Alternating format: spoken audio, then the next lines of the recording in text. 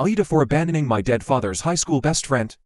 I F32 and my mother F61 have been stopping by my late father's friend's home to help him as he has a few ailments, low vision, diabetes, etc. and really seemed to be quite thin. The friend, Pete M63, was friends with my dad from high school up until his death when I was a teen. My parents told me he is my godfather, but it seems to only be in name, since I have no real connection to Pete other than him coming to my birthdays as a toddler. Much of any time spent with him is listening to him tell sometimes sordid tales about life. My dad, Pete, is unpleasant to his family, including his previous partners and his adult children. He likes belittling them to make them feel unintelligent. His relatives seem to have slowed their visits and don't call often, only to check in on him. He eats poorly and not often, so we began to come and clean up a bit and cook him some meals. He gives us a bit of money, ends up being cab fare because he lives far away.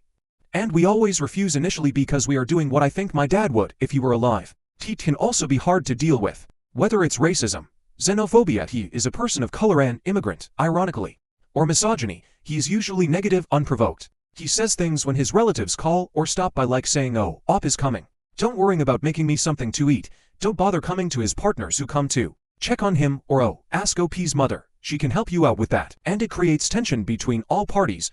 Pete. Now he is asking us to mop, paint walls, block out windows, change light bulbs, and make comments that allude to him wanting me to cook for him or and remarking that I am feminine. I do not like the remarks and have told him so. I intend to pursue a third-degree JD, but he continues to make comments about cooking being something I should do professionally. He refuses to get a home health aide. Recently, and I came to bring homemade bread and other items.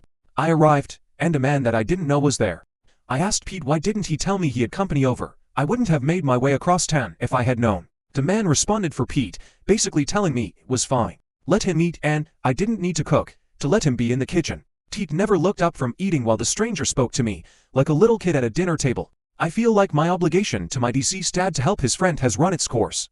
If it's not the negative comments about others, it's his overstepping boundaries.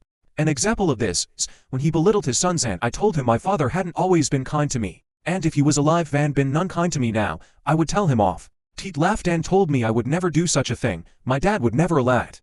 I don't want to abandon anyone, but I think it's time to let his relatives look after him. So, Reddit, AITAH.